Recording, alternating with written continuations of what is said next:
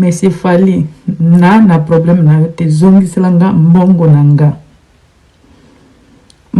ba transport nyoso nga nayaka kolinga yo te yo moko olukanga nga nayaka o juste makambo ya fondation ba preuve ezali na stati wana na Instagram wana ba preuve ezali yo moko oya kolinganga soki lelo bato nyonso baofinganga eza po na yo 3 toza na yo nano nazwa eloko ya malonga epa na yo te babiloko prometaki nga nazwa yango te namona yango kutu te nayebi ofutaki bato mbongo oprometaki nga oyebani partout okofuta bango mbongo ende soki nga nabimaki na internet mpo yo moko bande koyebisa nga nakoyoka Kinshasa te epo oyebisa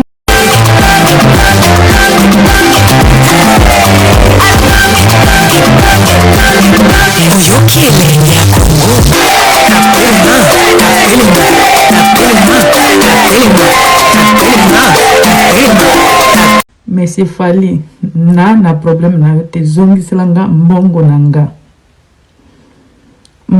ba transport nyoso nga nayaka kolinga yo te yo moko olukanga nga nayaka o juste makambo ya fondation ba preuve ezali na stati wana na Instagram wana ba preuve ezali yo moko oya kolinganga soki lelo bato nyonso baofinganga eza po na yo 3 toza na yo nano nazwa eloko ya malonga epa na yo te babiloko prometaki nga nazwa yango te namona yango kutu te nayebi ofutaki bato mbongo oprometaki nga oyebani partout okofuta bango mbongo ende soki nga nabimaki na internet mpo yo moko bande koyebisa nga nakoyoka Kinshasa te epo oyebisa mokanda na nga fondation bosalisaki nga bokobloke yango ekosalaka lisusu te nga nabangaki ndenge bino moko bobande koyebisa nga nde naoloba fali nzambe biso nyonso topreyaka biso nyonso akofuta yo nayebi oza na batutu bakokotela yo oza fali na yo moko oyebisaki nga oyebani partout na problème te futa nga mbongo na nga epi naosenga bato nyonso nayebi bokoki koyoka audio na nga te makambo nga nazoloba yanga na fali eza ya solo mingi tobande koloba nga na ye makambo ya anglais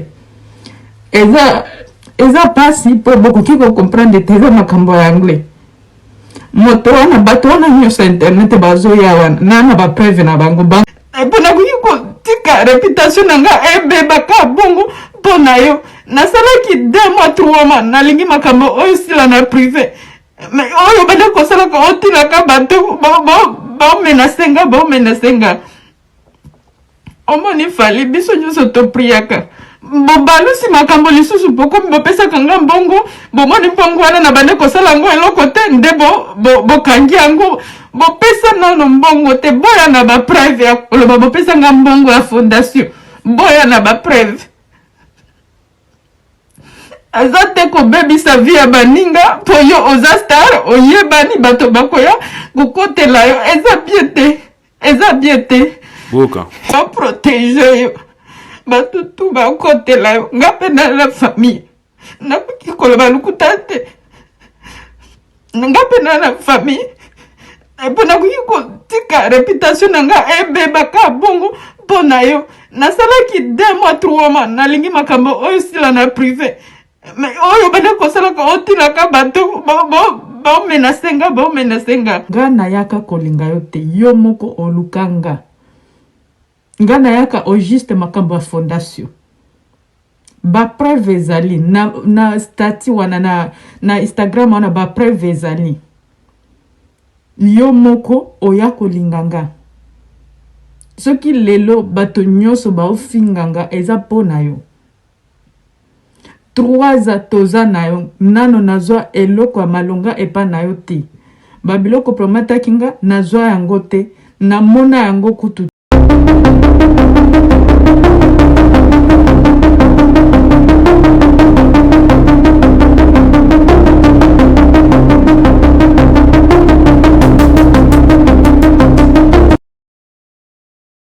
Boka. Ba protéger yo.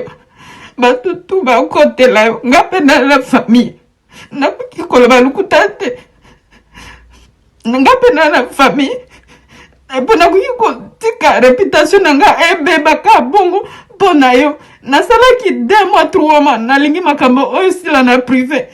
Mais oyo bana kosalaka otilaka bato ba menasenga nga nayaka kolinga yo te yo moko olukanga nga nayaka o juste makambo ya fondation ba preuve ezali na stati wana na Instagram wana ba preuve ezali yo moko oya kolinga nga soki lelo bato nyonso baofinganga eza pona yo 3 toza na yo nano nazwa eloko ya malonga epa na yo te babiloko promataki nga nazwa yango te namona yango kutu te nayeba ozala batutu bakokotela yo oza fali na yo moko oyebisaki nga oyebani pa Est-ce que boyebi que rumba et route chez biso les gens na bino fali akomo bina wa pacho boyebi pe couper décaler na biso trop de complexe bokoma deuxième bureau ya bakondi na biso vaut mieux na vanda na table rouge na palais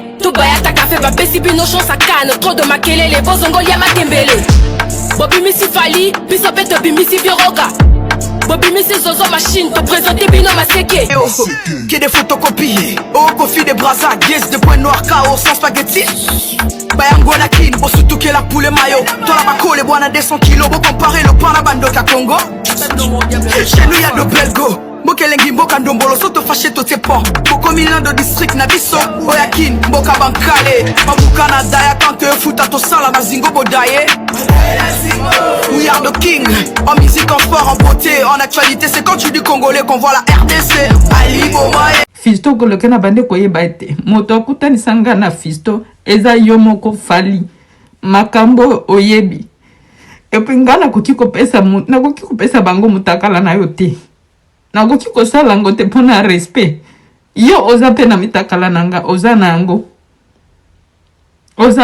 osi ofuti bango mbongo c'est pas grave ona oluka nalingi na ya Congo mpona makambo nanga ya fondation soki makambo nyonso eza lelo boy eza mpona fondation nanga naza nango 4 nazo kambongo gouvernement eza mbongo nanga moko eza mpona fondation na soki lelo fali asakani nanga eza makambo mpona makambo nanga ya fondation soki moto aloba akangilanga fondation nanga na Kinshasa nga nakosala ni baprotege yo batutu bakotela yo nga mpe na la famille nakoki koloba lokuta te nga mpe na la famille epo nakoki kotika réputation nanga ebebaka bongo mpona yo nasalaki 2 mois 3 mois nalingi makambo oyo sila na privé mais oyo banda kosalaka otilaka bato baomenasenga nga nayaka kolinga yo te yo moko olukanga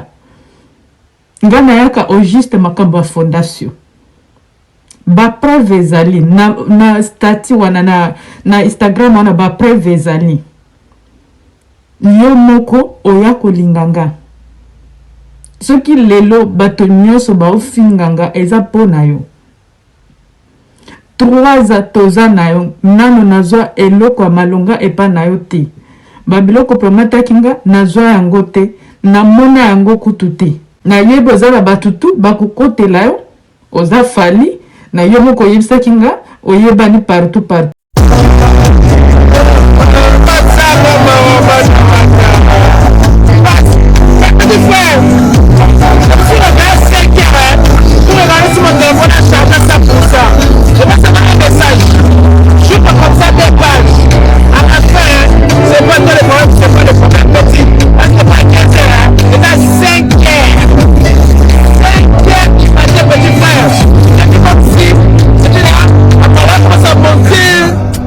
J'arrive là-bas, j'attends, il était 20h, il m'a dit je suis là, attends-moi en bas.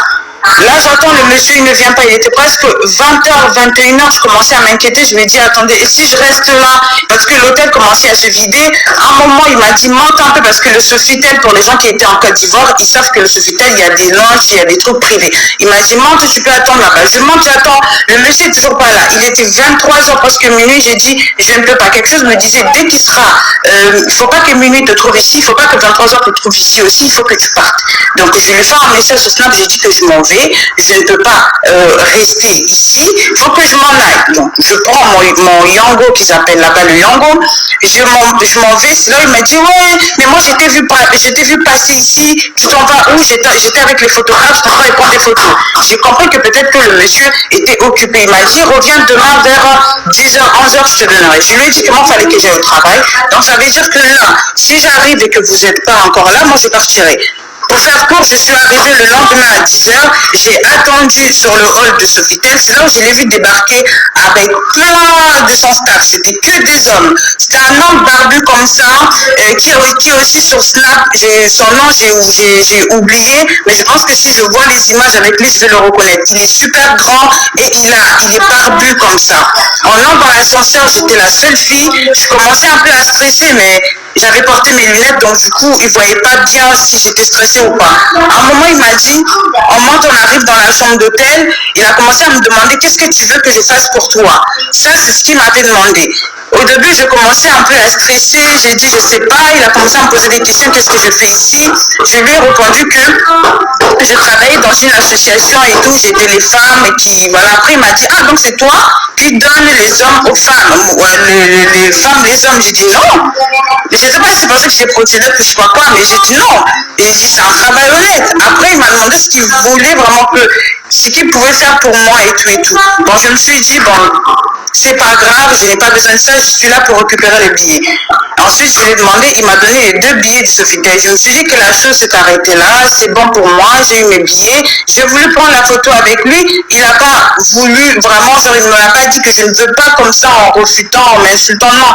Il a juste dit non, là je suis en débardeur, parce que oui, il était en débardeur et il n'était pas bien rangé. Je peux comprendre qu'un artiste n'a pas envie qu'on puisse le voir dans un certain état. Et du coup, je sors de là. C'est là où j'ai pris le snap de son monsieur qui est barbu là, et trucs comme ça. Et je rentre chez moi, le jour du concert, j'arrive au concert, je fais tout. À 1h, je rentre chez moi. Le monsieur, là, je suis en train de sauter les histoires parce que c'est super lent. C'est là où la première fois, il m'avait dit, et déjà, il commençait à me dire ses fantasmes en me disant qu'il aimait les filles avec les grandes jambes. Il aimait vous parlez de quel monsieur? Le barbu là? Non, pas le barbu, le monsieur Pailly. Voilà, il disait qu'il aime les filles. Un instant, s'il vous plaît, un instant, s'il vous plaît. Ah, fallait. Je pensais que vous avez vraiment Yankee. Ah! Au moninga, Sophie a fait une photo. Il y a beaucoup de biso mbali. Au moninga na salaka. Na kenda na groupe na biso ya ba porno na ba groupe wana. Nena kenda hakuna. Na kuluka photo mo o ba publia wana. Na kozaka moko na chindele na bise. Voilà, je suis là. Ngai wana. Yo peshi na sikoya yo. Ndenga na salaka. Naza bena chomboka ha. Ona nga. Ah, fali. Ndenge bapesaki mbongo. C'est un compromis. Bien sûr, il a mangé, oui. Bapesaki mbongo. Colette, opesaki combien? Ok, napesaki era ba $1,500. Dano combien? Dano napesaki ba 2070. So eza ba valeur ya ba 1,500 pe. Ba 1,500 euros. Nana ba resi ba biloko to. Na yebi ya. Tindela ngai. Non, il faut mbongo wana nakaba mutu na pesa yi. Mutu na pesa yi moko. Dans la 10 000 wana. Na 10 000 wana. Nakutu na diaki na ngai logonte parce que ça m'intéresse. Je n'étais pas intéressé au fait de makamba bongo wana. Bango ndenge balaki mbongo wana. Qu'est-ce qu'ils ont dit? Maintenant ils ont dit à la fille que non, ceux qui basola ba que non. Alors ndenge to zui mbongo to clôturer na dossier yoyo. Bon, on ne sait pas. Tala makamba bolingo entre les deux parce que Efanjo abanda ko koncho ko pesa moninga promesse. Na kosa elonzembo pona nini pona fondation yepa mado tala soka sali et ko continuer. Oui, on a le côté on a tes bébés. MK pour la micro yoka, on assiste à voice.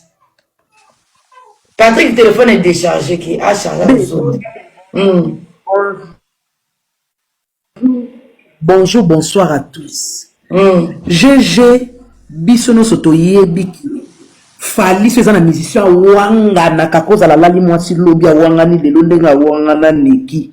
Fali za na musala na ye. Yo tozo ba Colette bébé. Ba preuve nyoso pesi GG.